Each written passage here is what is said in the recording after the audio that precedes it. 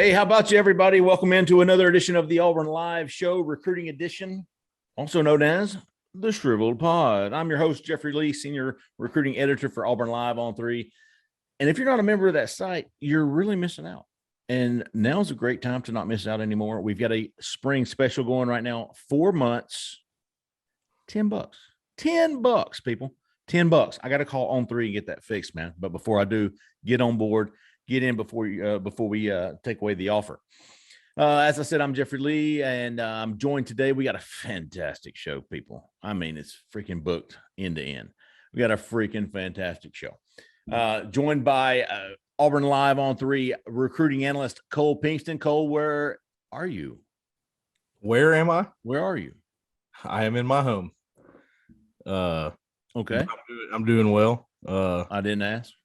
Oh, okay. I'm kidding. How the hell? I know I threw you a curveball, dude. A little slider on the back corner. Cole, how the hell are you? Man, I'm great. More specifically, I'm in my son's room here with I got the stuff on the wall here. You've got a built-in green screen. Yeah, it doubles as an office. I like it. I'm gonna have to take that stuff down. We just got a green screen right here. So if y'all ever need a weather report or something, we can get that for you. Looks like you're in a shooting house. I like it. Yeah. All right. And as always, or at least here recently, and I hope for as always, message board insider legend, Mr. Jhead, also known as A-Head. Just don't call him A-Hole. Jay Lee, how you doing, baby? Fantastic. And it will be forever as long as you'll have me. All right. Dude, you've got the mic this week. I do. It was a nice signing bonus for me with you guys. It was a performance bonus, which I very much appreciated. Yeah. I think it sounds good. I mean, I don't know whether it's on or not, but it sounds good. It might be like the the placebo effect.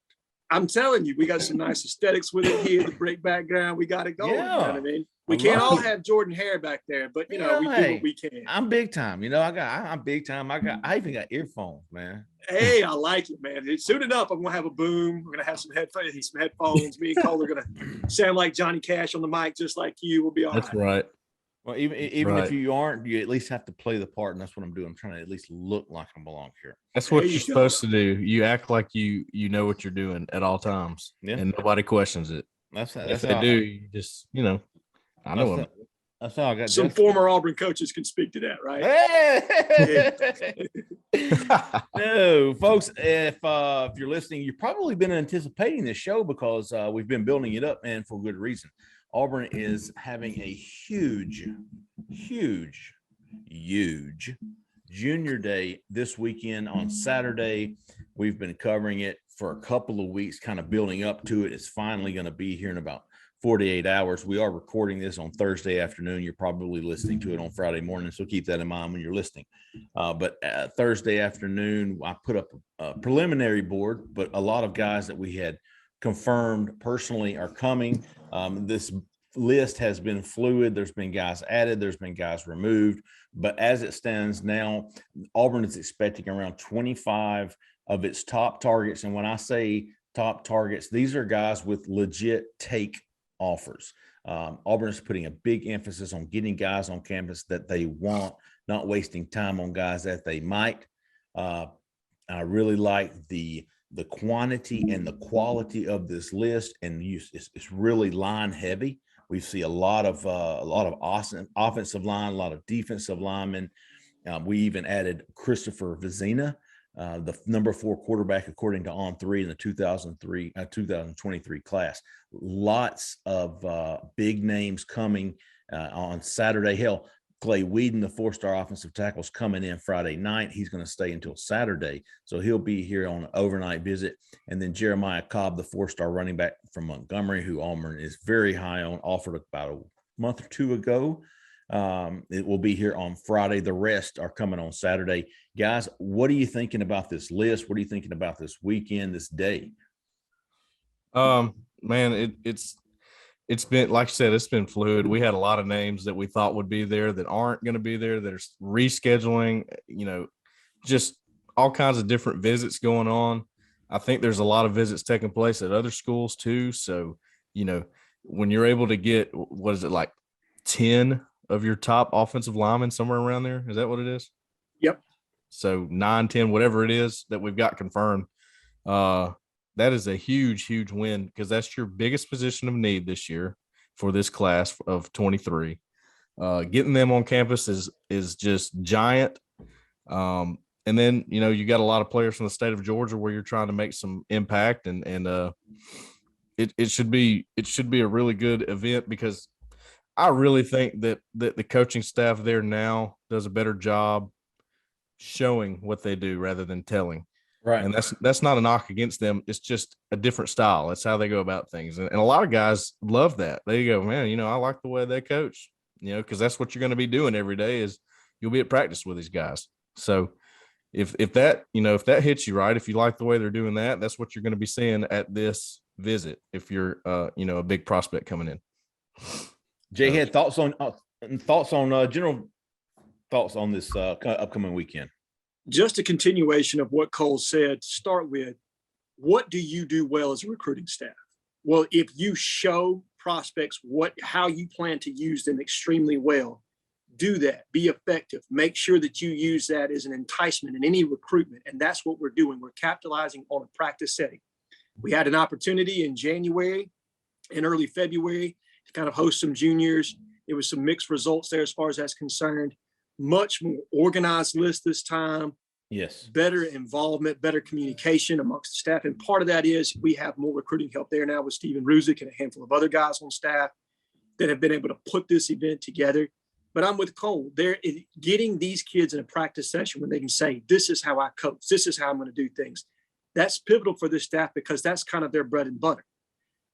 Also, like he said, I really like the prospects. When you can get your number one quarterback prospect on the board to visit you at your most important weekend, that's huge. That's absolutely huge. And Chris Vezina has blown up. I mean, I think he was completely and utterly unknown and unranked this time last year. Now he's the number one target on our board, number 4 on 3 consensus, only behind a handful of well-known guys like Arch Manning, right, Nicholas Iamavela, Dante Moore, and one other. I mean, he's on a who's who list of top quarterbacks in the country, and you've got him here. That's huge.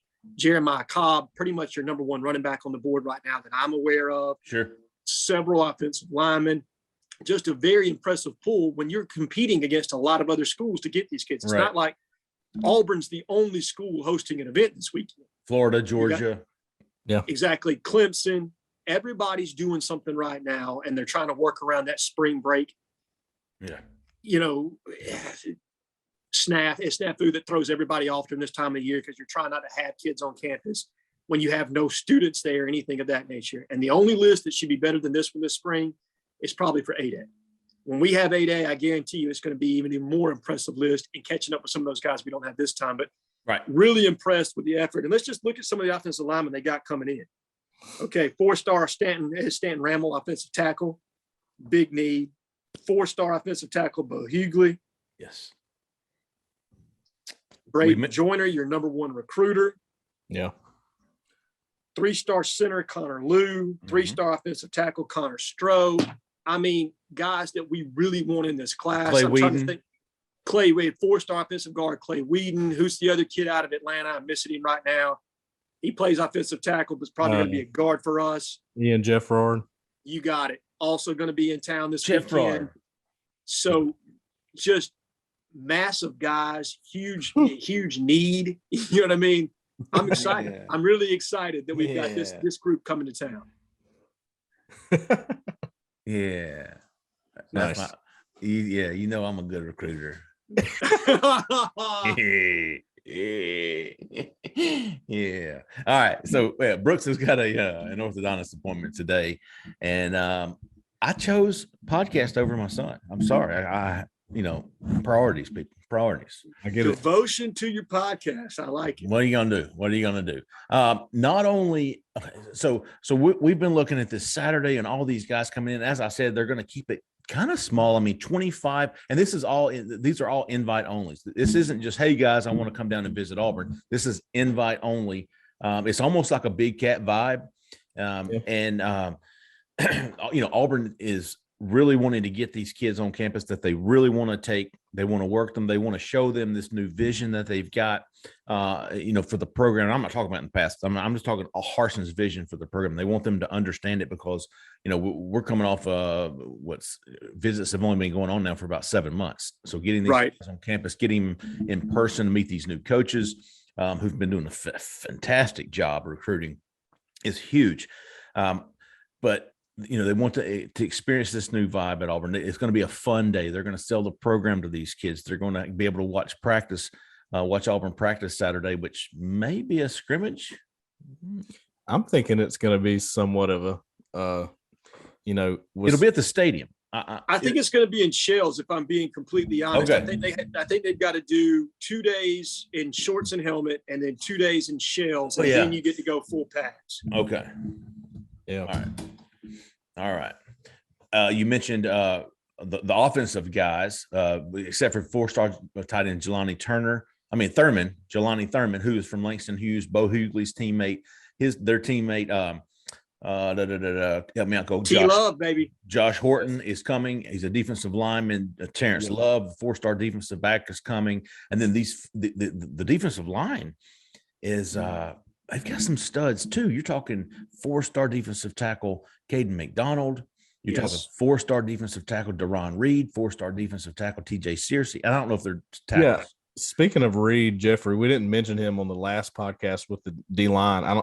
Maybe we did, but we didn't. I don't think any of us had him in our top 5, guys that Auburn could land. Right. But hey, getting him here, he's from Columbus, Georgia, right down the road. So is it Carver? Carver. He is. Yeah. Okay, so I talked to the Kelton Smith kid, who's a big offensive lineman, and he's going to come up not this Saturday. He's coming up for the spring game in April. Or April the 2nd, one of the two, but he's going to Georgia this weekend. So a lot of kids are going to Georgia. A lot of kids are going to Florida, man. So getting these kids on campus is big for Auburn. And man, I tell you, Cole and I talked about this yesterday at practice.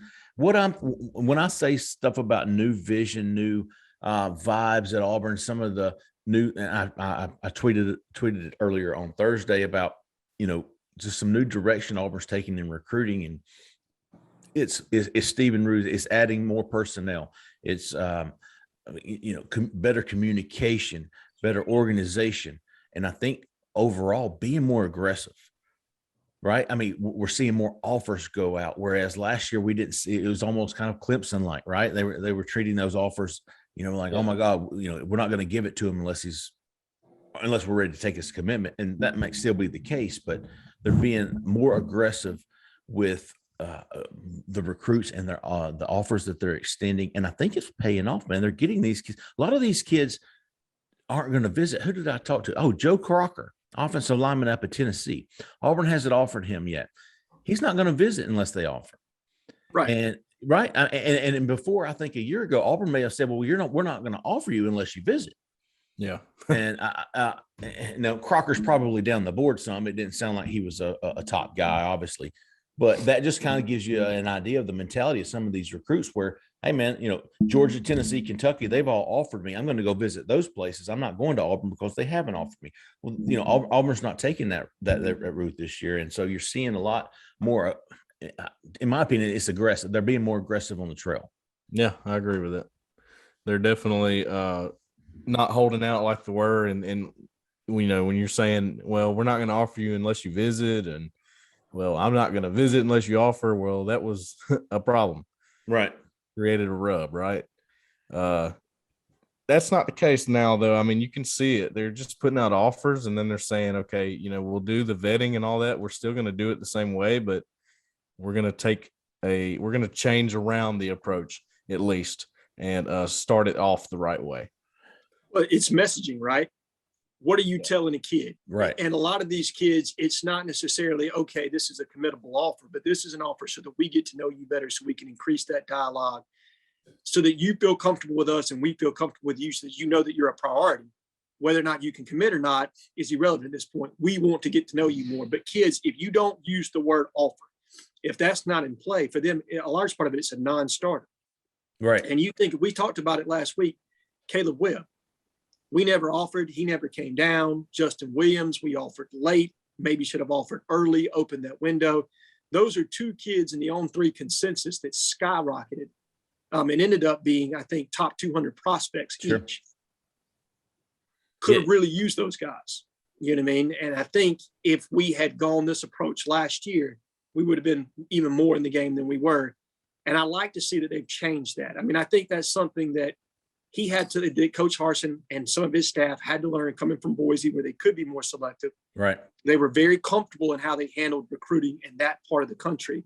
And to now come into the SEC country and where recruiting is handled a little bit differently, that shows a maturation on their part to be able to make some changes. Yeah, absolutely. And it's great to see. It's great to see. That's what I mean by the change. They're adapting, they're adapting to the different type of recruitment that they've seen since coming from Boise. And, they could afford to do that at Boise. And now they're going, hey, let's change this up. And don't get me wrong. I mean, I think we all three agree that this 2022 class that they just signed, shit, man, they got some dudes in that class. Yeah, they did.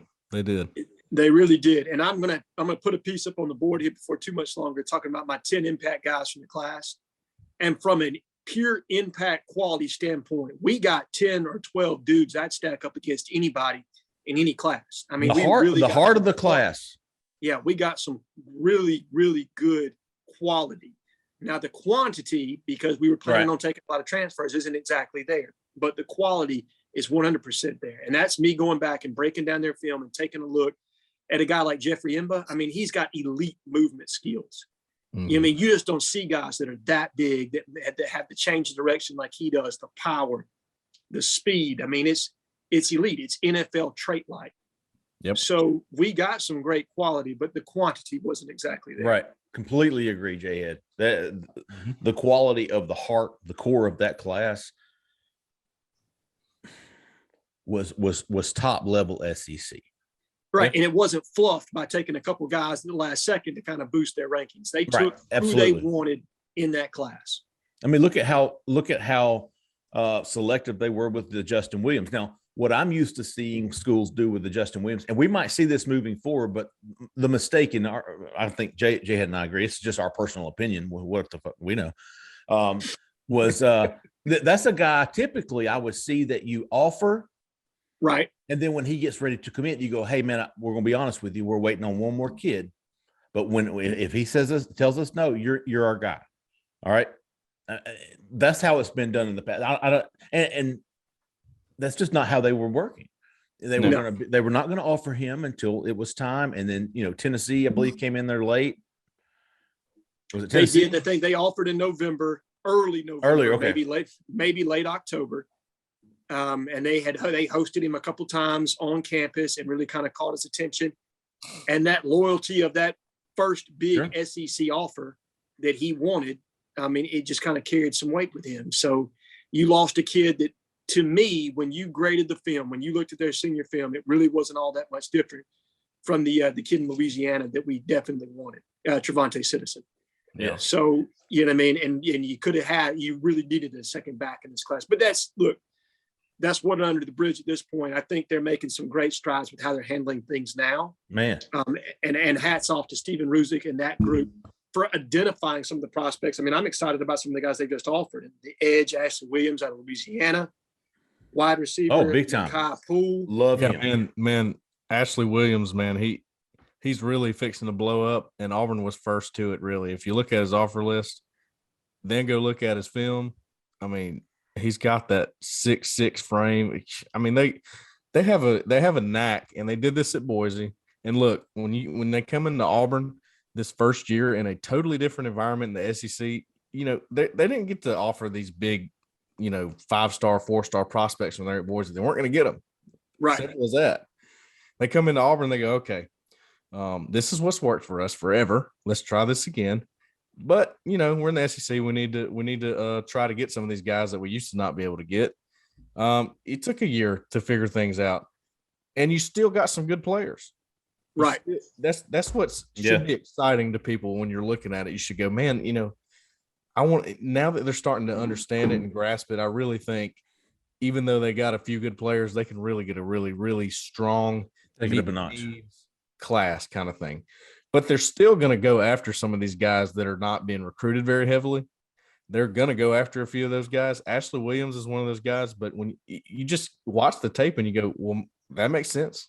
6'6", 230, and he's coming off the edge like a banshee. Yeah. Look, that first step with him, it's freakish, man. I mean, that was a D4 type first step. When I watched it, and maybe it's sped up on Huddle, I have no idea. The coaches will figure all that out when they evaluate him come May. But between him and Nakai Poole, 6'3", 205. 205, Yeah. explosive, shows the ability to make a guy miss in space. Yeah. Can high point the ball, play multiple positions. You saw him play in the slot and at the X. Just really, I mean, I thought his tape was better than multiple 4-star guys that we've offered. When I'm going down the list and I'm looking at highlights, and that's how I judge things. I mean, Yes. you want to look and see who's offered people, but I like putting my eyes on a prospect and say, can he play or can he not?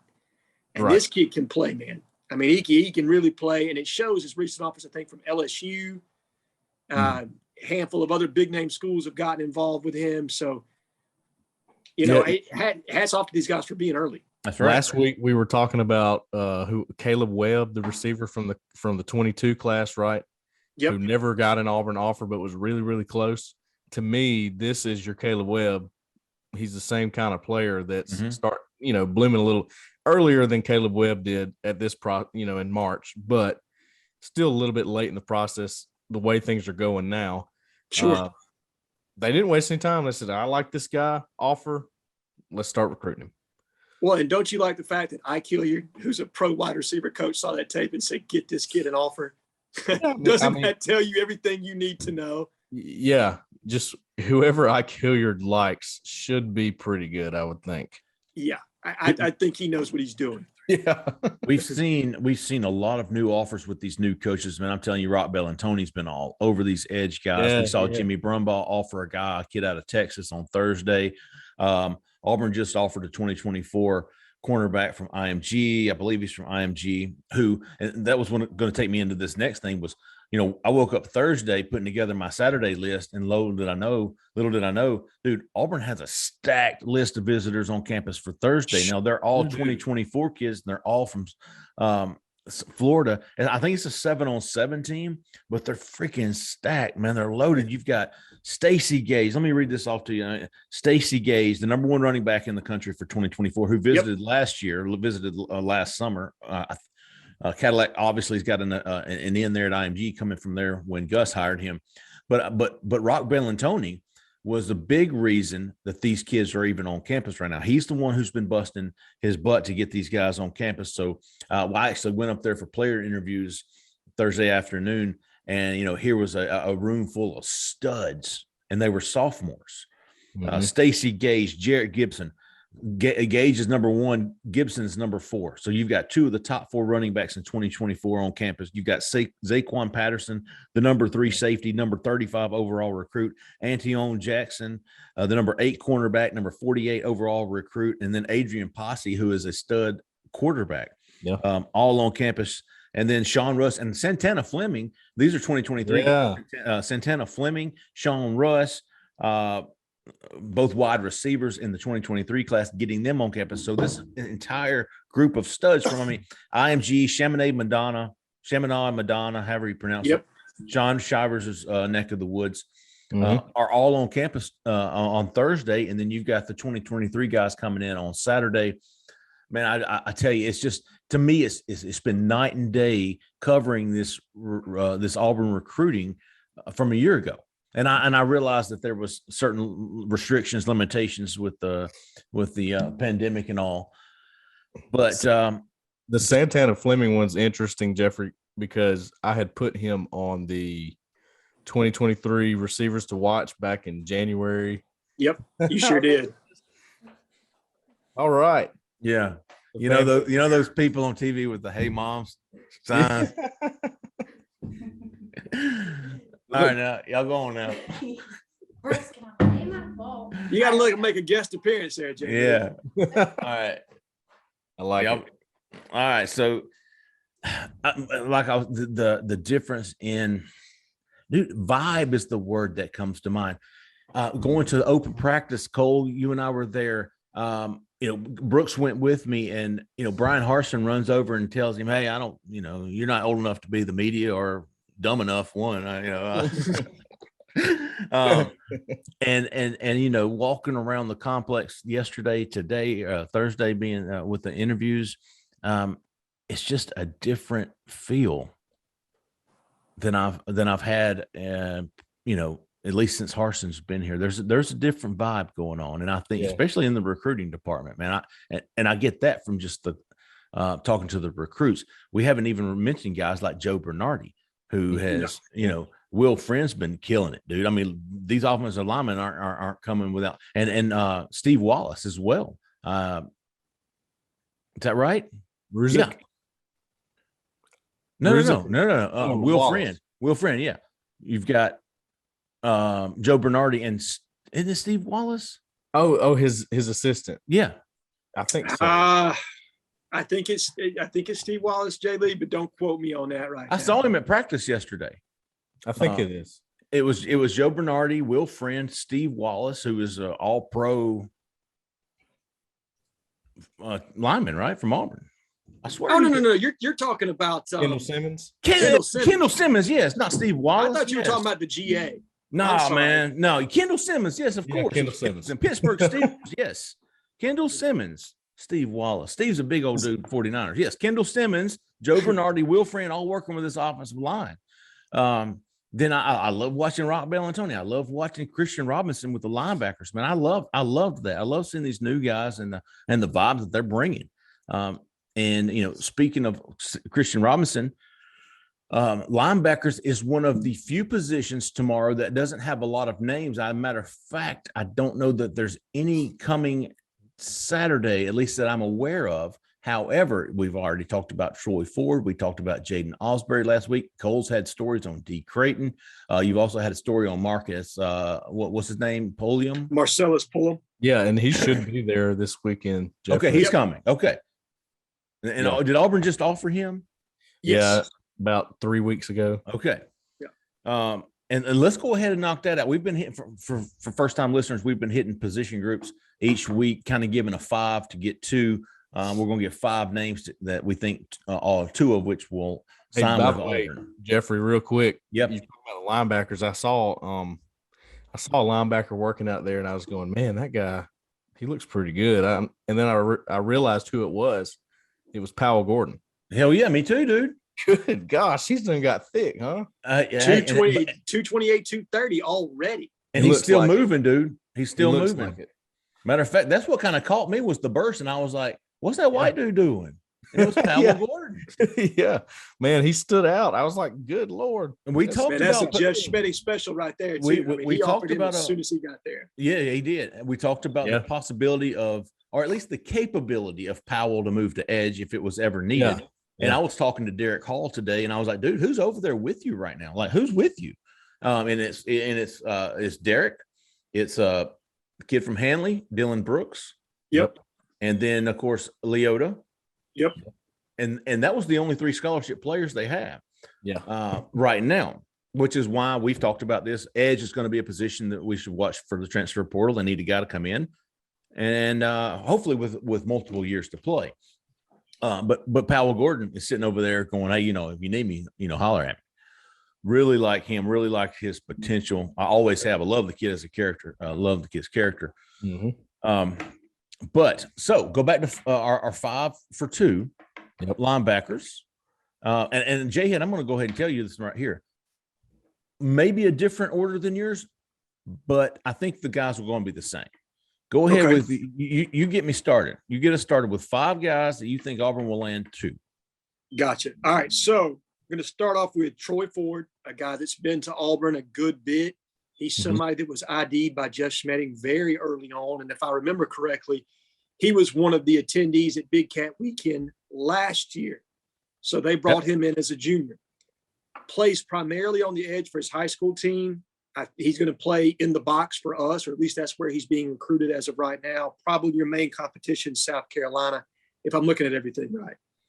Number 2 is going to be Marcellus Pullum. Love this kid's film. I know we just offered 3 weeks ago. Watched his film. He plays so comfortably in the box right now, uses his hands, can get off blocks, has good sideline to sideline speed. Absolutely love this kid. Number 3 is going to be Jaden Osberry. Obviously, we got his brother last year. We put a heavy focus on Louisiana from the time that Coach Harsin got there. Apparently, he loves athletes from Louisiana. We've done a fantastic job of recruiting over there to this point, and I really, really like this kid. I mean, he will hit you in a hurry. Number 4 is D. Creighton, and Cole broke this news, I think, about 3 podcasts ago. He got offered by Clemson, so that's probably your major competition there. But another kid that was ID'd really quickly by C-Rob there in Atlanta. And last but not least, Lewis Carter. And Cole, I'm going to let you pronounce this last one. It's Raul, and go ahead and give me the last name. Well, look, I might be wrong, but just from my basic Spanish classes I took in like 3rd grade, I know there's 2 R's. It's like I can't do this. You can do it. I can't do it. Aguirre. So Raul Aguirre is how we're going to say it for right now. Aguirre. Hopefully, when you guys talk to the kid, that we'll get a different enunciation. Hey, don't worry. They'll correct you. I'm sure they will. They won't let you say it wrong long. No. Aguirre. We're going to go with Aguirre. I'm going with Aguirre, man. What are you talking about? Aguirre. I think it's McElderry. Is it McElderry? All right. Hey, man, quick story on that.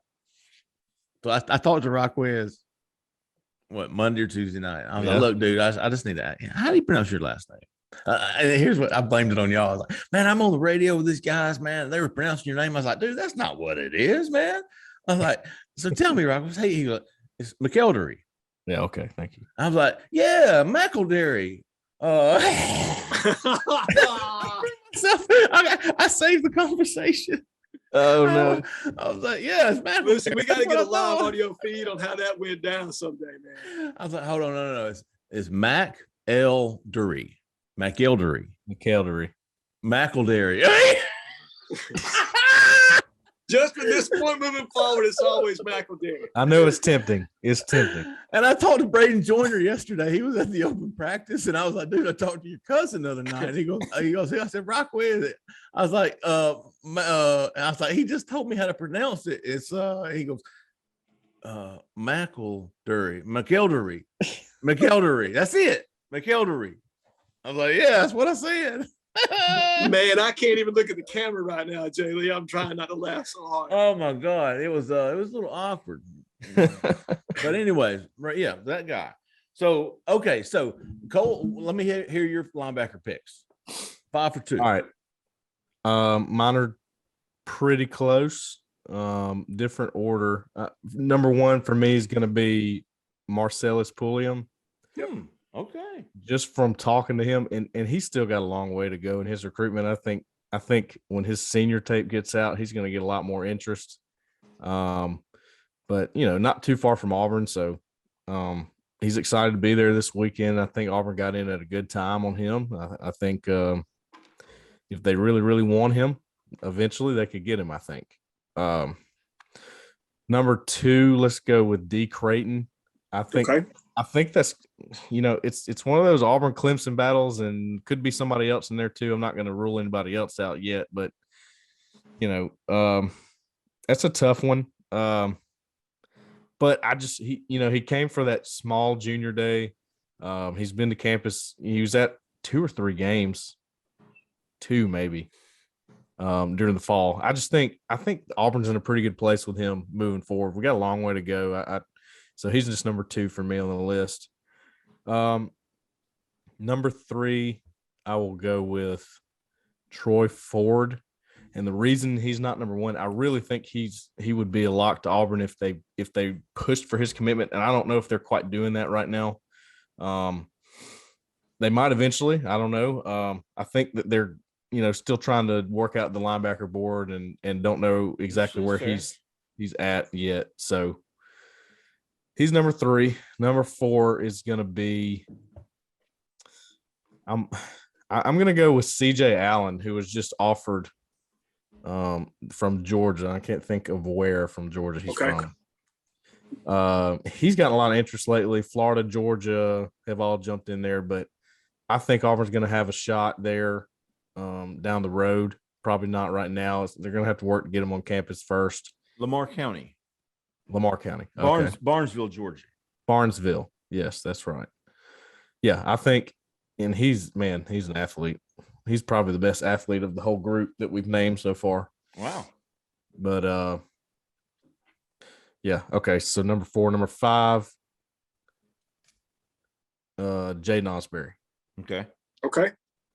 Is number 5. I got to see a little bit more from that one to really start feeling good about it, but I do put him in my top 5. Now I'm see y'all. I haven't talked to the Pullum kid. You have. Jay has read up on him a lot. I've talked to Osberry. I've gotten to know Austin, his mom, his aunt over the last year and a half. Yeah, I know how important family is to them. I know how much they love Auburn. I know how much they love Zach Etheridge. I know how much Jaden has a history with C-Rob from his time at Florida.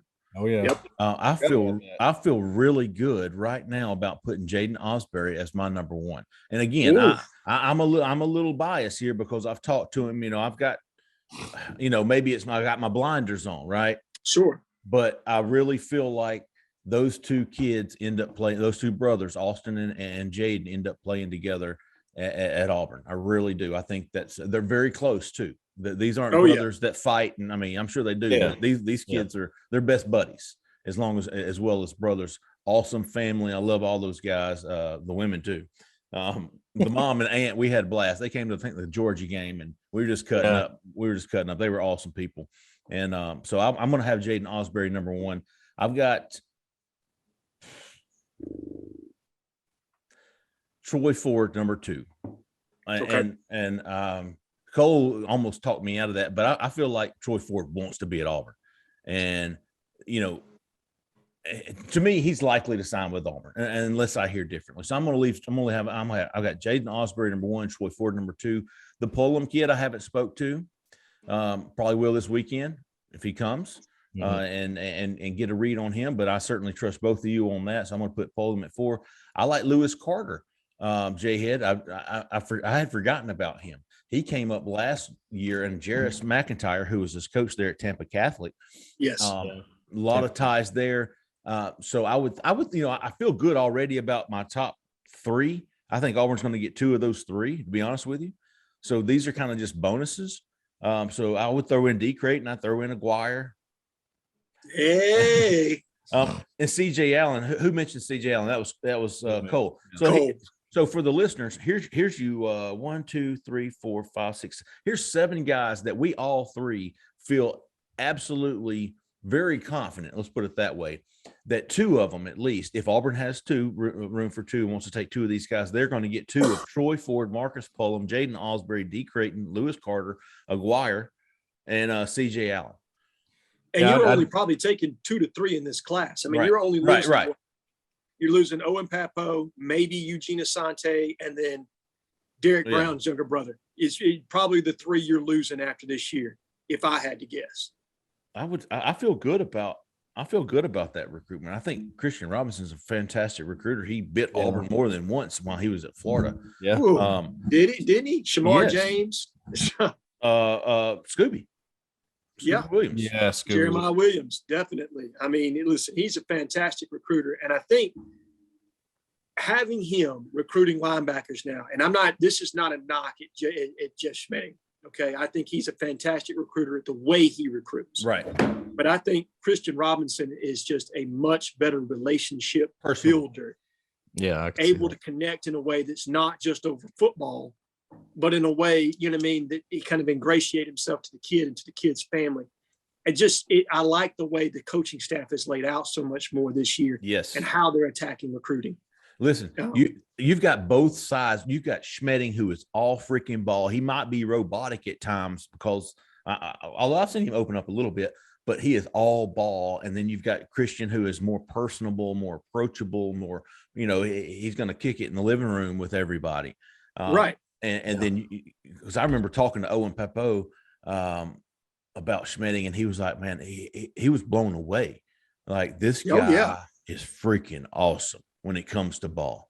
Well, it's like I was saying earlier. There's going to be guys that are just absolutely blown away by that almost robot like, ability to talk the game, to constantly be coaching the game, even when you're not at practice. I mean, I grew up from a coaching family, so to me, that would excite me. Right. Yeah.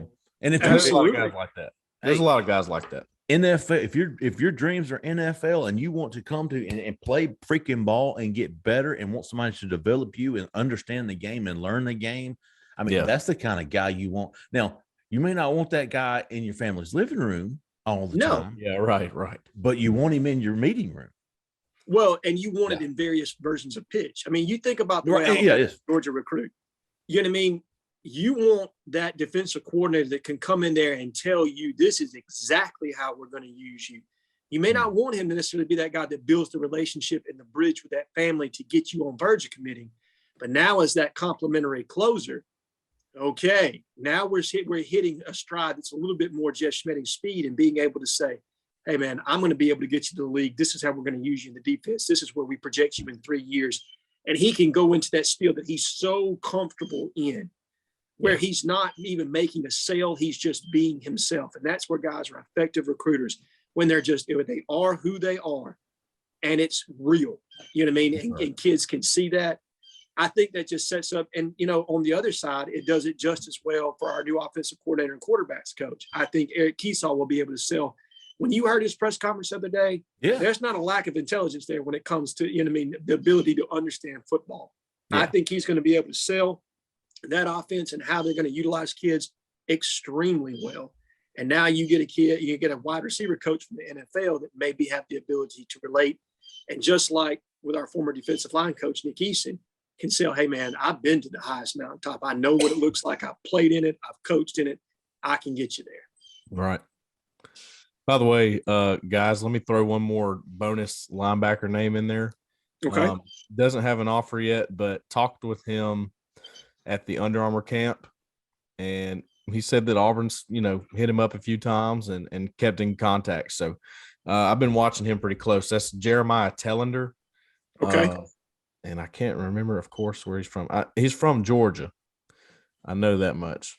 Man, we're going to have to start playing that game called Name That County in Georgia. I mean, there's like 500,000 of them. Yeah, really. Rock and you hit a new county. But I'll tell you what I'm going to do next week on the show is we're talking about Georgia, all these offers are going out, and Alabama's loaded. Don't get me wrong, but Auburn's emphasis on Georgia is just as much as it is on Alabama. Those two states are pretty much Auburn's all over.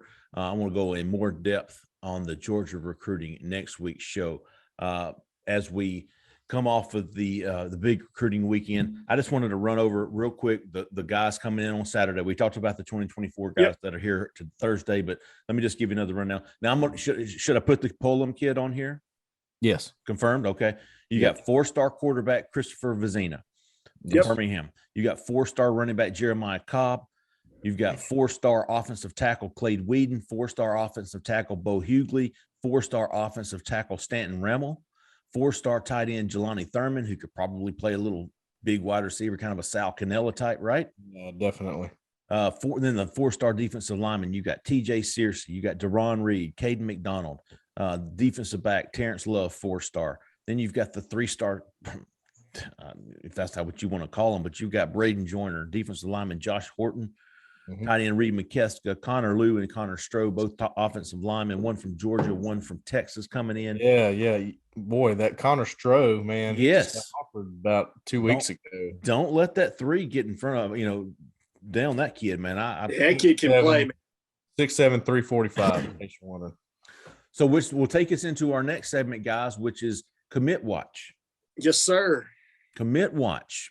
And right now, Auburn has one commitment in Braden Joyner, interior offensive lineman, projected to play the center position in college at Auburn. But with these 2023 guys coming into town Saturday, and I'm sure there's going to be guys throughout the week up until and after A-Day. But for now, guys, of those lists, and it doesn't have to be just from the visitors list. let's go with, a couple of guys, regardless of position, that you've got on commit watch. And when I say commit watch, I'm saying the next 3 to 4 weeks.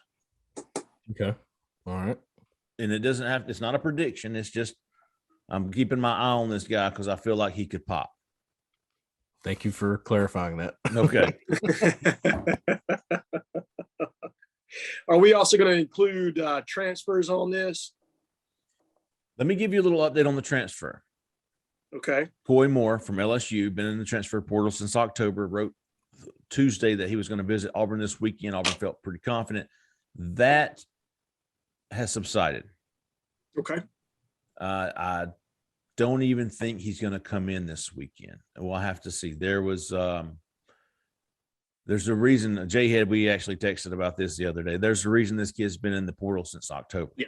And I don't know that it's, it just might be his credits, whether or not he can transfer in, transfer out, whatever it is. But there's a reason Coy Moore, who was the number 1 wide receiver in Louisiana a couple of years ago, he's a stud recruit. Yeah. He had a great freshman year. I think he had 20 something catches, 700 yards, touchdown.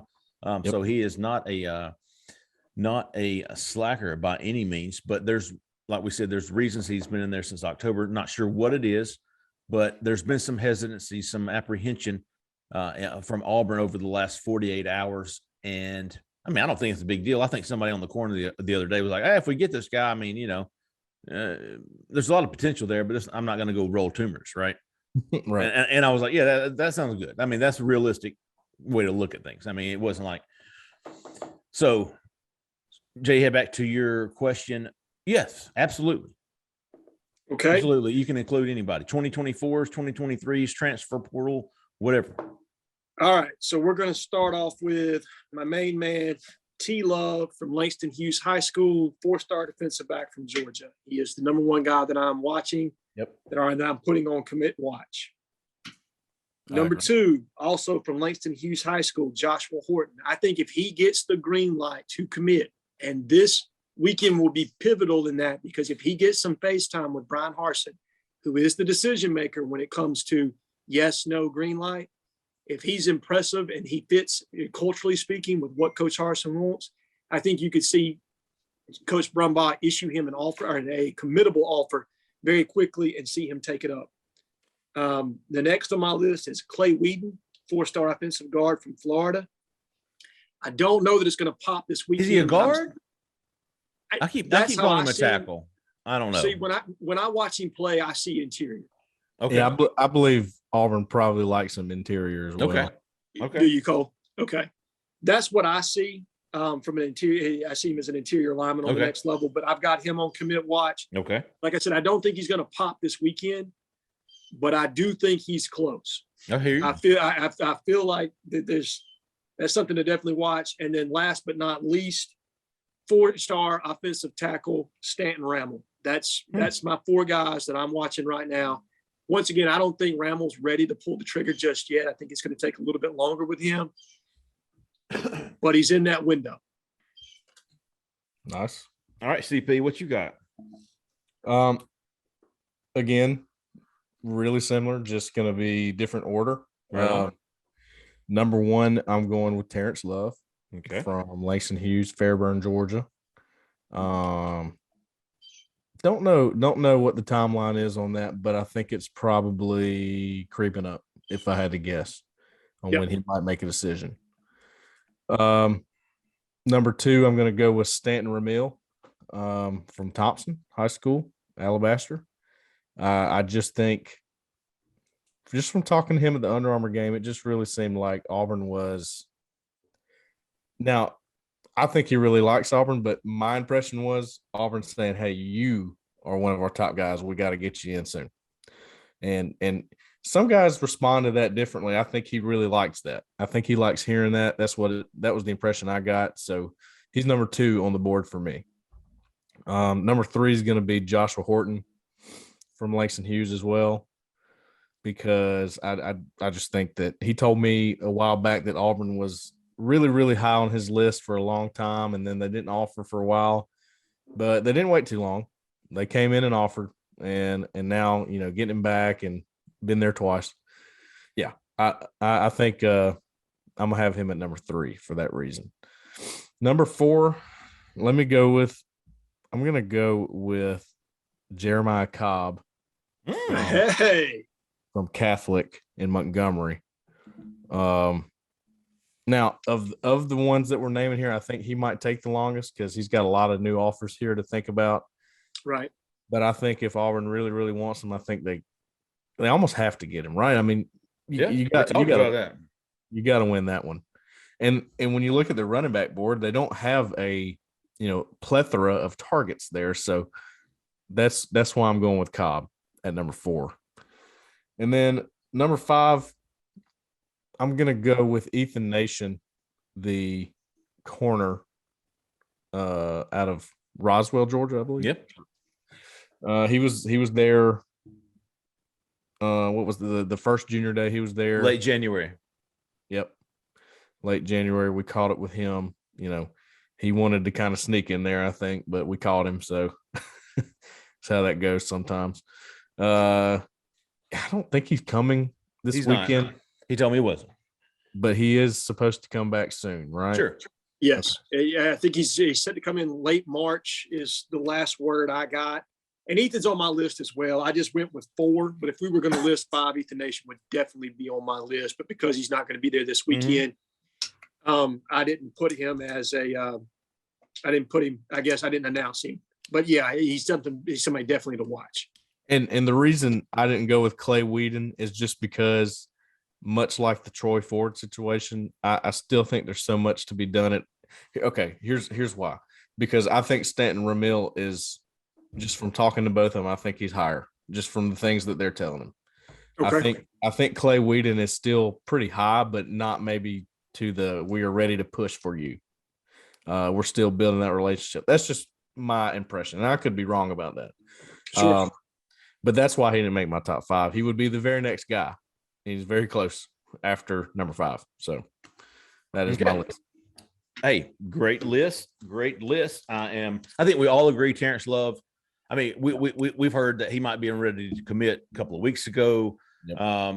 I feel like it's closer. There's a reason he was waiting, if it's in fact true, which I believe it to be. I think he is the most likely of anybody to be the next Auburn commitment. Yes. Okay, and I think it will happen this weekend. I'm going to at least be prepared for him to commit this weekend. And I'm telling you guys, if he commits, number 2 on my list is Jelani Thurman. Oh. And number 3 on my list is Bo Hughley. And number 4 on my list is Joshua Horton. Yeah. Could be a domino. I sense a theme here. I really feel like I know Auburn is pushing for all these guys. I know if Terrence commits, that Jelani and Bo, and then they're going to take Josh Horton. Mm-hmm. If those guys, if they want to force them, they're going to take the foursome. All you got to do is look at Josh Horton in person and go, okay, that's a take. Sure, and that's what I'm saying. Like, he's not a guy that you take, a two for one guy, dude. He can ball. I mean, he's a player. Yeah. He's a damn good player. I think his potential is way out in front of him. He's still working up to that, but man, it's high. Right. I couldn't agree more, Cole. I mean, I think he's a little bit raw in certain areas of his game right now. Like, he doesn't have all the technical skills, and his body, I guess the explosion hasn't quite caught up yet. Like, once he gets into the college strength and conditioning program, I think that kid is going to be an absolute freak show. Yeah. I really do. I think, to me, it's more just Harsin get FaceTime with him this weekend. Because that's just something that's huge to him. Culturally speaking, you need to fit what they're looking for at Auburn for you to be a take.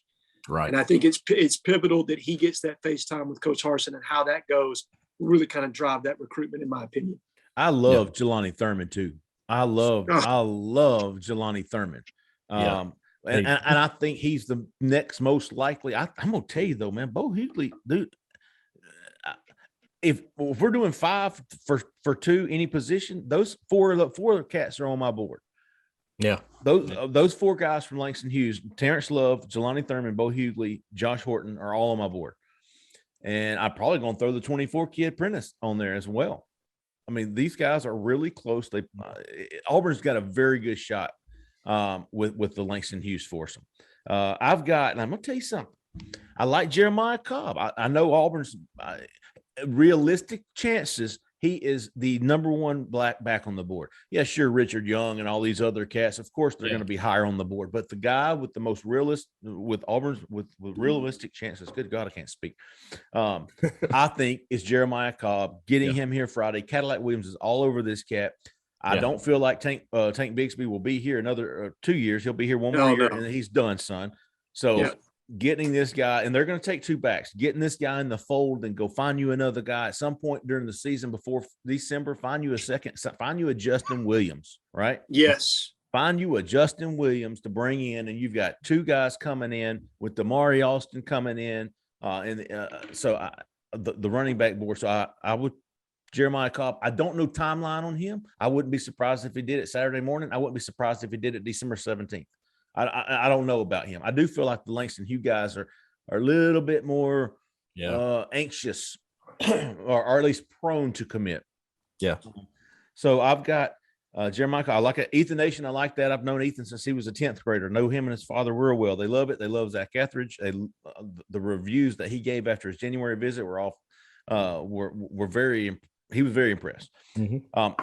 Here, Clay Whedon, yes, absolutely. If Auburn wants him, he's coming. He loves Auburn, dude. Yeah, you're right. He is Colby Smith. He is Garner Langlo. He is Reese Dismukes. He is all those cats. He wants to go to Lochapoka and hunt on land and be at practice by 3. I mean, that's he's my dude. Will friend. He's Will friend. Absolutely. I've got Whedon on there. I don't know. Again, this is commit watch, so I don't know. But if he wants to commit, if Auburn will let him, and there's going to be a big offensive line class, I don't know why you don't. Yeah. He's definitely on my watch list. He's on my watch list. Here's another one. This is going to surprise you. This is my last one. It surprised me. A.V. Terrell. I was going to throw him in as a bonus, Jeffrey. Definitely. I've heard really good stuff there. A.V. Terrell. A.V. Terrell, the brother of A.J. Terrell, stud cornerback at Clemson, visited Auburn on Monday. He went to practice. Braxton Myers is another, folks.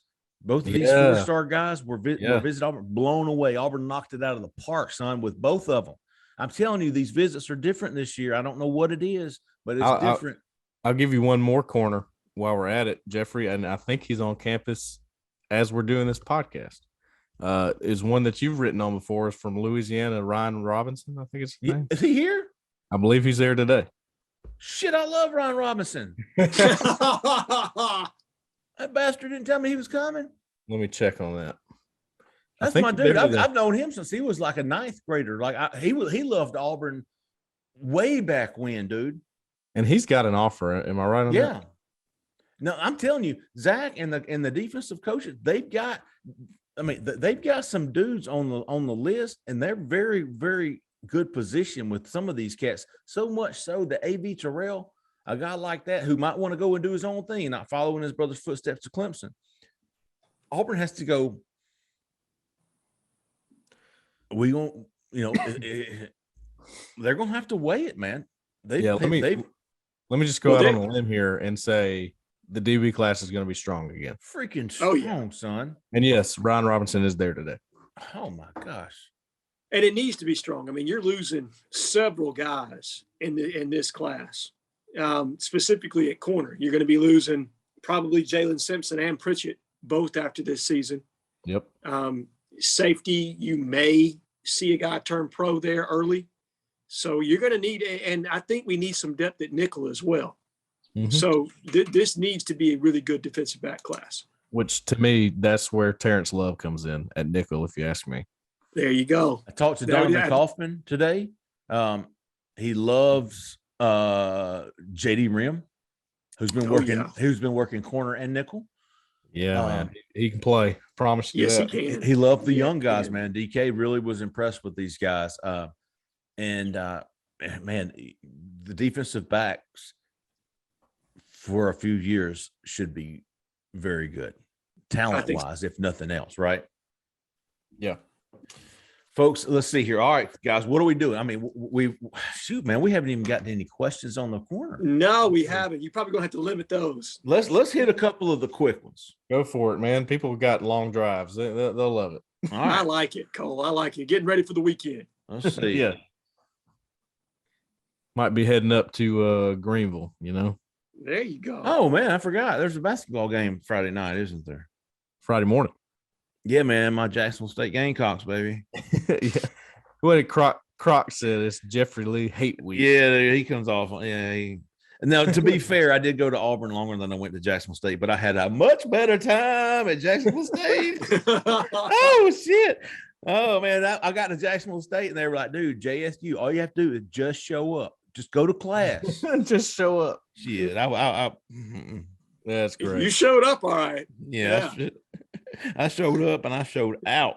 And then they showed me out. They were like, exit stage right, dude. If you fell out of Jacksonville State, you partying hard, son. I did it. Dude, where's the thread? Where's my questions thread? Did I have it as a podcast or something? Yeah, you did. Okay. Man, there were some complex questions that. No, man, there are. Oh, here we go. Let's take the first 5. All right. Okay. All right. Early bird gets the worm. First 5. This question is from Albie 12. What kind of shampoo do you use? What's the first question? Hey, man. He says, seriously, though, how quickly will the hoops portal pick up this year? Think it'll be as quick as last year's, or will it drag out a hair? I'm out. Oh. Not answering that. I'm in here.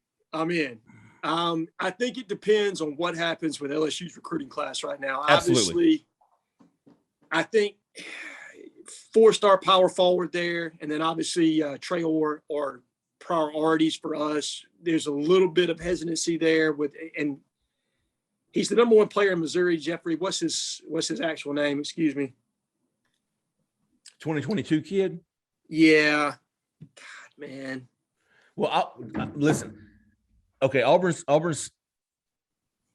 in the boat is Trey Donaldson, is Chance Westry. Yeah. They need a big, would like a big. And Johan Traore, who signed with LSU in the early period in November. Obviously, Will Wade is out. Finally. We all knew that. I mean, God damn. I can't believe it lasted as long as he did. I mean, respect to him. I mean, like a gangster just yes, hanging sir. in there, man. He said, hey, paying people out of his own checking account. yes. Oh, wow. Getting extorted by girlfriends, man. Yes. He had the whole thing going. Man, he was living the life, son. Yeah, he was.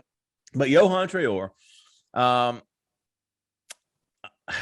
I'm gonna tell you right now, I think he would be on I think he signs with Auburn. Julian Phillips. That's who I was referring to. I'm checking on him, man. I haven't heard as much about him as I have Traore, but I'm going to do more digging on Julian Phillips. Hopefully tomorrow, as a matter of fact. Well, and that's a tough situation because he's still signed with them. So we can't technically have contact. Okay, hold on. with him. Is he the one who signed, or did Traore? Do they both So Traore sign? was committed. Traore is getting ready to decommit, to the best of my understanding, and is going to be back on the open market. Phillips is the one who signed. Phillips is the one who signed, so there's a little bit of minutia there. We can't have contact with him right now. But my understanding of it is he's working to get out of his LOI. I think LSU's kind of holding him to the fire a little bit because they want to get the new coaching staff in, let him talk to them, and at least have an initial conversation before they're going to outright release him. Or at least that's my understanding of the situation. Traore, which was surprising to me because he had taken 4 official visits, and this was back in January, so obviously he didn't sign early. But he had taken 4 official visits. He had 1 visit left, and he was deciding between Auburn and LSU. It was the last thing I wrote about him. He was going to visit either Auburn or LSU. Well, he ended up committing to LSU. I mean, it wasn't like he's like he was gone. He was done with the other 4 schools. He committed to LSU, never visited Auburn.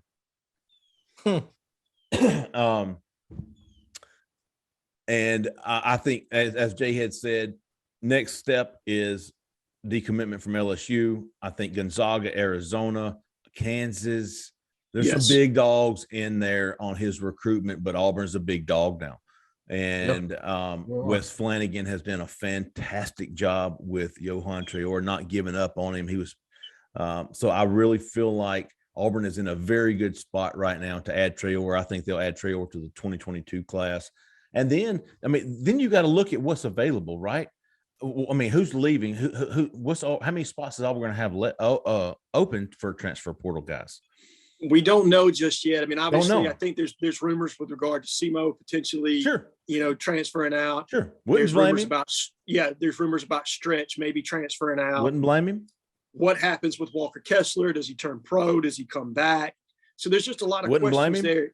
Yeah, until we know more about who's going to be leaving. The only one know right now is the number 1 pick in the draft. Okay, right. You know he's gone next year, and you need a power forward. Silky Smith. I'm telling you, baby. But Jabari's gone, so you need a power forward for sure. Whether that's Johan Trehor, whether that's Julian Phillips, doesn't really matter to me. And then beyond that is where you can kind of what happens with Flanagan. Does he decide he wants to transfer? Does he decide he wants to stay? How does all that play out? So I think there's just too much up in the air right now for us to say. Beyond those 2 guys, I know for a fact we're going to put some effort into. One, once they become available, one's going to decommit, the other one's going to get out of his LOI. Absolutely. Absolutely. By the way, guys, we were talking about Marcellus Pulliam earlier. Yep. I believe he was the one that told me, he goes, hey, by the way, I have a friend on Auburn's basketball team. I was like, Jabari Smith. Oh, okay. You got a friend on the basketball team. He goes, yeah, Jabari Smith. You might have heard of him. I was like, yeah, I've heard of him. He's pretty good. Is he name dropping? Like, did he run into him at the Circle K one night, or is they truly friends? I mean, have you been to his house? They're from Sandy Creek, so they're from the same hometown. I want to say that he might have played basketball too, and was teammates with him. But Pulliam, he's 6'3", 6'4" himself. When you watch him on tape, he looks like Cam Riley, but he plays in the box. I mean, listen, he will strike you too. I don't know if you've seen that opening clip on his highlight. I don't want to get too far off into this. Yeah. But I was impressed. I mean, I'm talking about decleated the guy on the first snap. Yeah, he can play. He just kind of dropped that. Yeah, I know Jabari Smith. That's who he looks like a basketball player. I mean, that's not a stretch. No. Okay, here's a good one for you, Cole. And Jhead, both. Both of you guys are into this. Here's a question from Zuni, at Zuni, Z-U-N-I. Zuni. What's the Auburn status for the in-state kids right now? I think that's a fair question. Obviously, the list coming up Saturday is out-of-state heavy when this is a big in-state class. And from them, who is showing the most interest in Auburn? Do you think we get at least 2 or 3? Cole, you're up. Yes. Well, I just gave Jeremiah Cobb as there you go, guy. So there's one. Talk about the defensive lineman. You wrote about Hunter Osborne, didn't you? I considered Hunter Osborne when we were talking about that, just because, man, he really has a good relationship with Harsin, and they've been working on that. Then he knew Brumbaugh as well too, prior. So yeah, I'd keep Osborne in that list. Stanton Ramil, that was another one that I put on there. There's 3.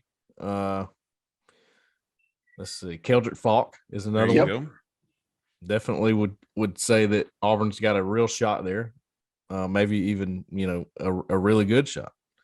Let's see. I mean, that's 4 good. I think that's 4 4-stars if I'm not mistaken. Yeah. Well, look, I mean, and you know what? And they may be like, they may not even be in the top 10 overall of Alabama. That's how good this class is. I'll even throw old Mac in there, old McElderry.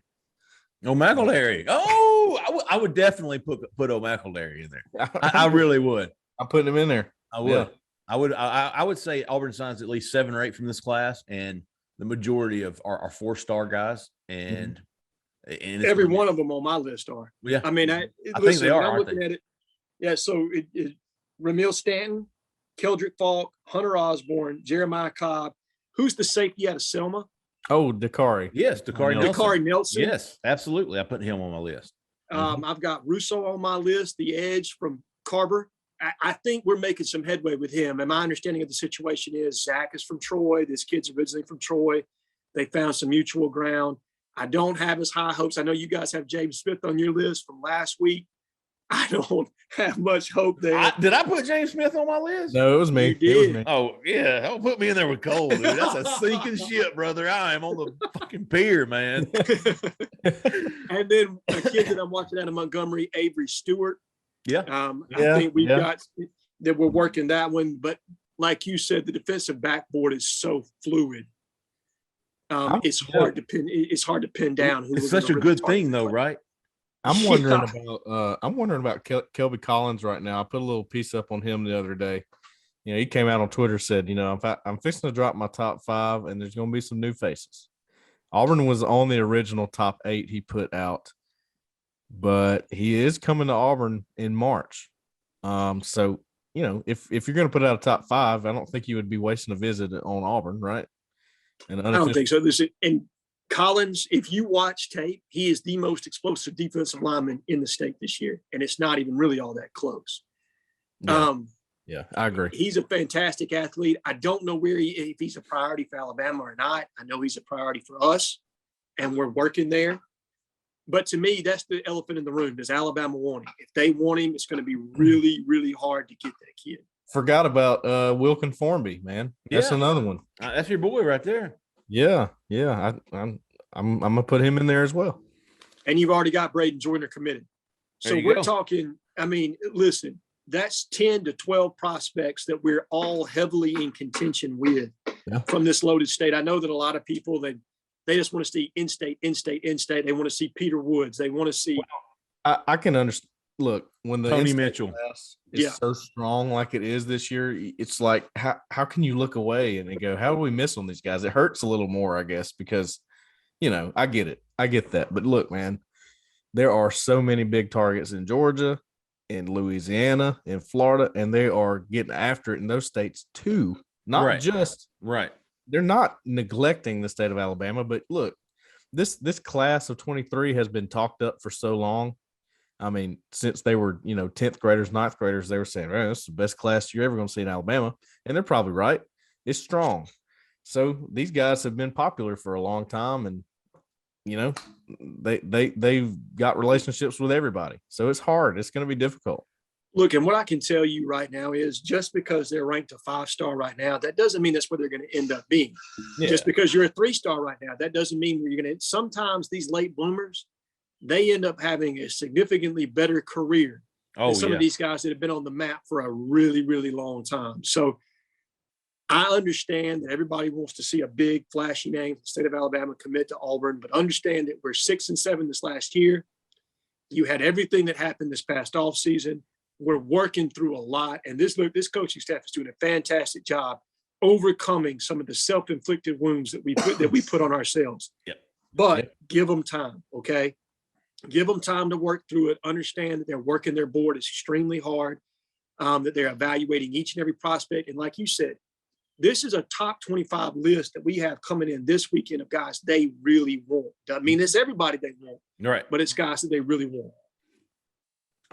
Hey, so Jonty 2104, honest thoughts on Traore. We've talked about Traore, Auburn Tiger, also the other Julian Phillips. We talked about him. AUEE13 says, what have you guys heard about the recruiting impact of the new coaches? We kind of touched on that earlier, but you've got Brumbaugh, you've got C-Rob, you've got Rock Bellantoni, Ike Hilliard. We've seen new offers go out. We're seeing boards shuffled. We're seeing a lot more communication with recruits. We're seeing more recruits getting to campus. I think it's been a breath of fresh air, to be honest with you. By the way, Jeffrey, I think one of those recent offers by Ike Hilliard is going to be there this weekend. If not this weekend, then the next. Bryson Rogers. Oh, he is. He offered he's another kid from Florida that's going to be there. And that's going to be a big battle with Florida and FSU. I think he was deciding between this weekend and the next, but I think he is going to come this weekend. So, yeah. Okay. Brooks is back with his orthodontics. He has red. We don't have anything red in this house, boy. So the new coaches and your headset. The new coaches, I think, are making a huge impact, positive impact. I love Rock Bellantoni, dude. He is after it, son. Yeah, he is. He is in Florida too. I mean, this is that's what I was going to say. He is, he was an analyst last year, right? Yeah. And to get promoted, and he's just like he's gung ho, man. He is all over it. I love it. The enthusiasm around recruiting he has right now. He's like I said, he's got those 2024 kids to come by Auburn today. Yeah. Well, and just how the staff lays out, and I think Cole's going to dovetail into this a little bit more. But guys that have recruiting contacts within our regional footprint that we need to recruit. Christian Robinson is going to be a dog in Atlanta for us as far as that's concerned. Has contacts in Florida from recruiting that state. Our new wide receiver coach, contacts in Louisiana, contacts in Florida. Mhm. Florida is a state that we did not recruit all that well last year. Obviously, Rock Bellantoni solves a lot of those issues, specifically in South Florida for us.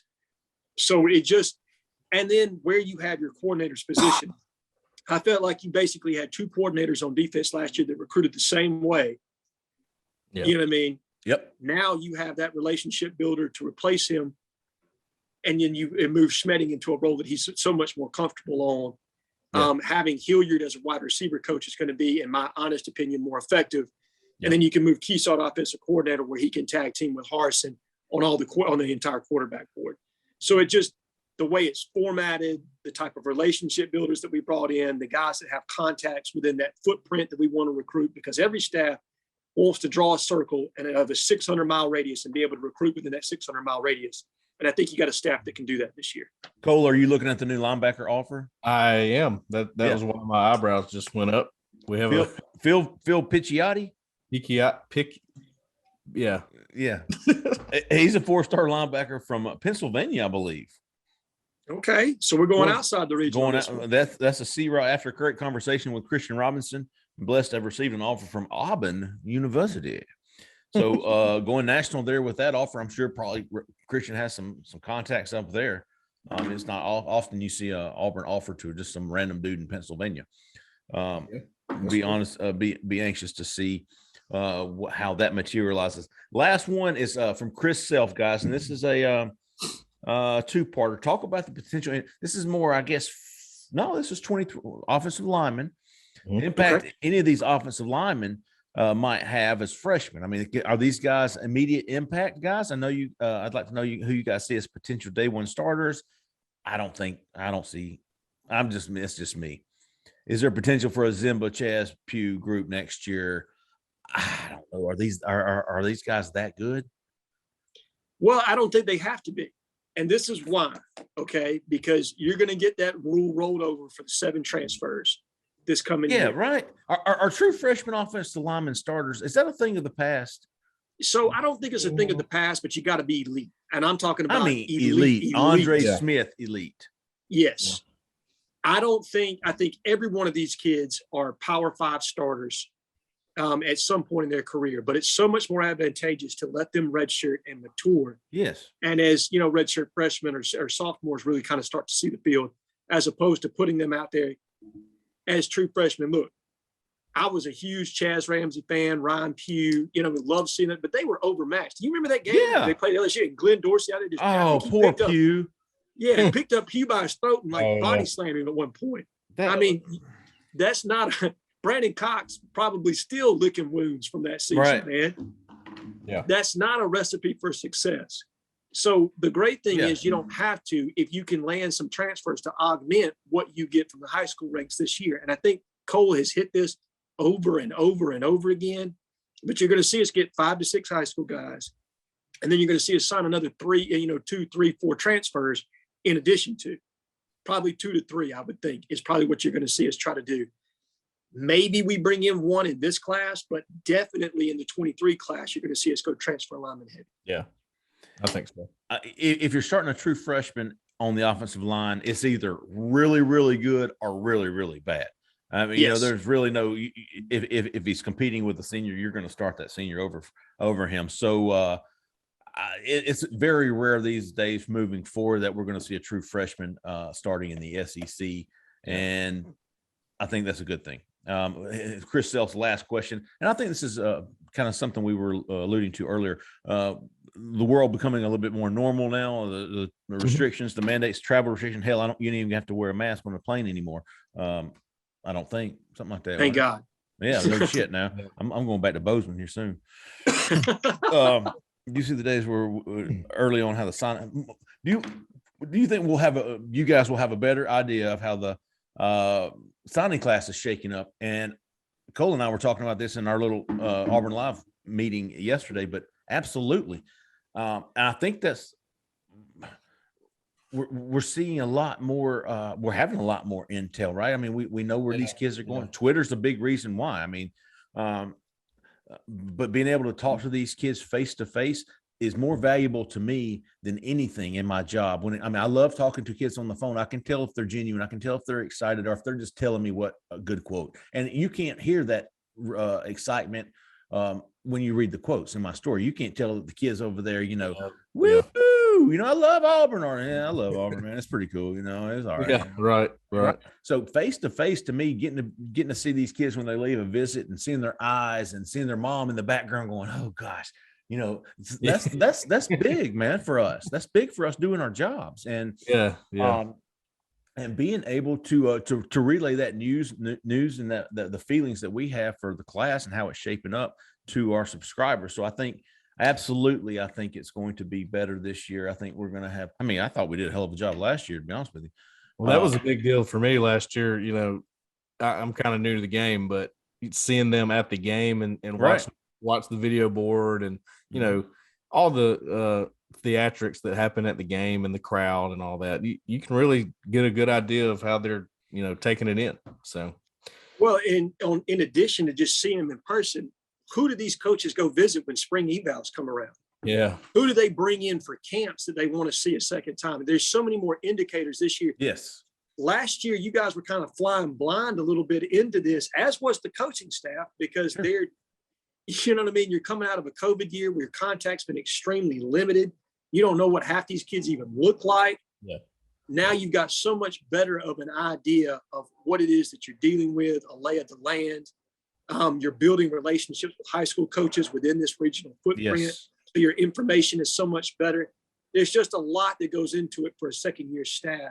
Right. Particularly when it's been compounded by a COVID year that you were coming out, or a COVID 18 months, whatever it was. I mean, it wasn't like it was just 1 year. You saw an impact until last June. Yeah. It was March 2020 until June of 2021. Right. Man, that's a tough deal for all the guys that were in those classes. I mean, that was just that's my theory on the transfer portal right now. And I think the transfer portal is always going to be pretty wild, but it may be even a little bit more right now just because a lot of guys didn't get the looks they deserved. And now, they go, well, let's see what I can get now. Look like a guy like Corey Rucker. Look no further than him. Yeah. He's another guy on my list I need to find out more about. Would like to see, especially if Coy Moore's out, how hard, because I know Auburn, when he went into the transfer portal, they were immediately interested, contacted him. So there's a high interest, and they think he could be a day one helper, if not a day one starter. Yeah. Yes, sir. At Auburn. Corey Rucker being the wide receiver from Arkansas State. That's correct. Yes. Originally from the state of Mississippi, I think Yazoo City. Yes, that's it. Sure is. Yeah. Folks, that is an hour and a half. I think my computer might start slowing down, and the producer might kick my butt when he sees how long this is. But man, I told y'all we had a great show. We got a lot to talk about, and it's only going to get like this. I mean, you're talking about next week. We're going to go over the weekend that was. We're going to go over. We need a position group for next week. He's corner. I'm good with corner. Man, corner, that's going to be tough. Do you want to go corner? Or do you want to go edge? I say corner because there's so many, right? I mean, there's a lot of cats on there. Yeah, there are. Let's get some organization here. All right, we've done offensive line. Oh, let's do the defensive line. We've done defensive line. So we've done defensive line. We've done linebackers. So I'm going to make me a list. Defensive side, you got corners, safeties, and edge left. Now we can go back to offense and do receivers, specifically with some of these new offers. Let's knock out the defense. Yeah. Okay. Y'all are messing me up. So we've done D lineman. Yeah, I remember that now. Of course, after this weekend, we might change. We've done linebackers. Let's do cornerbacks. Let's do cornerbacks next week. Yeah, that'll work. Okay. Let's do 5 for 2 on cornerbacks. Let's we'll ask some more questions and maybe get to some of the ones that we didn't get to this week. We appreciate everybody's questions, man. We had some really good questions on the corner. Again, if you're not a member of the Auburn Live on 3, you should be. We've got a great deal right now, $10 for 4 months. It is cheaper than 2 gallons of gas. And that's not, I mean, everything that we've covered, and that's not even talking about the national news that's out there. Okay, yeah. Give us a quick rundown on that, Jhead, because I didn't even know this. Okay, so the NCAA just passed a new rule making an and making it an unlimited amount of official visits that prospects can now take. Now, Crazy. schools are still limited to only hosting 56 scholarship official visits per year with a maximum of 62, because you can roll 6 over if you don't utilize all of your official visits in a given season. Okay. So at this point, from the last 2022 year, Auburn, I think, has only used 50 by my last count, which means that they could host 62. Now, this is problematic. And why is that problematic? I understand that the NCAA is trying to mitigate some of the costs some of these kids are incurring for unofficial visits. Right on. But if a school can only host a certain number and every kid wants to take a visit, and you've got, say, the number 2 prospect in the country who you really got no shot at getting, but he wants to visit, To go to the well, game. you're going to host him. Yeah, you know what I mean? You're going to host him. You're going to bring him in and see if you can't change his mind. So I think it's going to create a little bit of a cluster. It's going to take Steven Ruzick and a handful of those guys kind of combing through who do we really have a legitimate shot at and sticking with our board. And are they willing to come in at the times that are ideal for us to visit? Okay. I did a little math for us, and I think my guess is, and I've already said this is what my intel tells me, and I know this is the way we're trending. We hosted 21 official visits in June last year. Damn. Of those 21, we only signed 4 kids: Robert Woodyard, Jay Fair, Alex McPherson, and Michael Riley Duffy. So your percentage was relatively low. Your hit rate was a little low.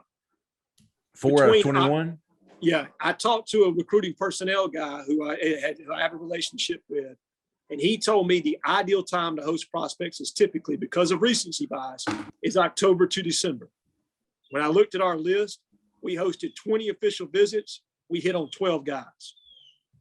So I think you're going to see us push towards hosting kids towards the end of the year to make sure that we maintain that relevancy in their recruitment, that we're fresh on their mind. But it's just going to have to be, we're going to have to be very practical about who we bring in because of the limited number that we're going to have for official visits. Yeah. Good stuff, man. The other thing that anybody's paying attention to, if anybody saw the story by The Athletic with regard to the $8 million deal that, let me see if I can say this guy's name right. That guy. Nicholas Amavelli, I think is how you say it, 5-star quarterback from California. It tells you who's wanting to be relevant right now and who's not. And if you haven't been in Alabama for the last 10 years and they can kind of pick and choose, NIL is how you get in the ball game, and it's changing everything. It is 100% changing things. If you want to be competitive, these collectives are going out there. They're taking probably some notes from who the coaching staff has on their hit list, and they're going out and they're trying to secure them. So it's the wave of the future, guys. I mean, I don't know how you feel about it as far as that's concerned, but whether you like it or not, NIL is a part of the game, and it's something that definitely needs to be utilized moving forward. Yeah. That's right. Love it, man. Great stuff, Jhead. Folks, last week, man, I forgot to do how about yous, dude. I like freaked out, man. Like I didn't know what to do with my hands. Like, oh, I gotta get out of here, man. So thanks for the show, man.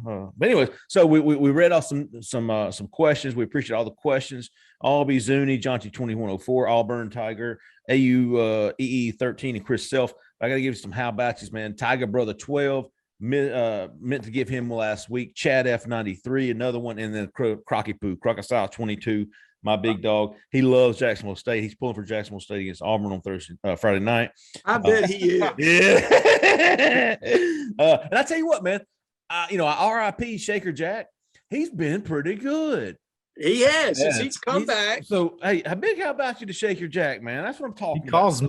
He calls me sir a lot. Well, he's 13. He's not. I'm gonna need him to stop that, but I like him. I like him. Listen, it put me in my place. I put that thread up about the 1993 undefeated team. Yeah.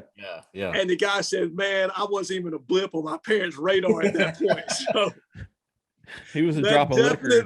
Definitely made me feel aged there for a little bit. And he's coachable. There you go. Very, absolutely. I know Cole gave Rice DP 105. How about you not too long ago? I'm going to give him another one, man. Say what you want to about Rice, and I do sometimes. But I mean, hey, he's loyal to us, and I'm not saying obviously we're not the only message board, but man, he defends us with some frauds that steal our stuff and stuff, our content. So I appreciate Rice DP for that, man. Let me tell you why I like Rice real quick. Okay. Because this man will pull up an article from 2014 to back his point up. Yeah. I mean, anything, but he has proof. He has backup. Yeah. So instead of this is my opinion, I want you to understand it. He goes, well, here, I'll show you right here. This is from 1947. He's Walmart's got that great value brand. Rice is a great value lawyer. There you go. Yeah, he's great value. I like the great value, Rice. Hey, look, man, I'm a great value guy. That's right. AUBs, AUBIECE. Oh yeah. Hey, and Tyler Justice, those two guys on Twitter, man, they give us a lot of great. Yeah, they do, man. I appreciate the hell out of that. And Webb _44, that's my dude right there. Now I had to give him a big how about you. D-Dub, DW FAU fan. I don't know if he's a FAU fan or if he's just got that in his name. Oh, it's a DWF. AU fan. Yeah, there you go. My bad, D-Dub. He loves the Owls, man. That's what it is. Big how about you to D-Dub. And then my last one, I got to give Chemo Sabi a how about you, but he's the biggest Eeyore. I mean, this guy, come on, Chemo Sabi. He's not the biggest. He's not the biggest, but he's definitely one of them. Oh my God. He was like, well, maybe if Clemson doesn't want him, we can get him. I mean, if Clemson or Alabama don't want him, maybe he'll come to Auburn. Thanks for noticing us. Chemo Sabi. Come on now.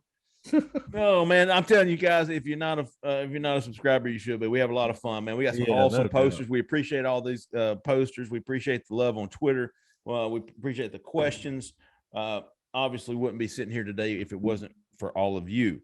But we're going to wrap it up. We're going to have another great show next week. So y'all be looking for another Friday morning show next week, and we're going to discuss. We might even mix in an early week show since we'll be fresh off of this big recruiting weekend.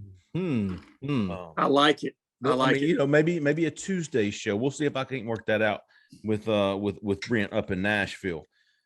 But anyways, hey, y'all have a great weekend. Keep it locked into Auburn Live on 3. We're going to have recruiting updates all throughout the weekend. And Jhead will be giving some stuff. I think he's got some stuff in the works to post. Yes, sir. So all kind of stuff. Jessica's telling me to wrap it up. Wrap this up. What in the world? All right. Hey, for Cole, for Jhead, I'm Jeffrey Lee, man. Y'all have a great weekend. Stay out of the damn left lane unless you're passing. And even if you are, get your ass back in the right lane. How about you?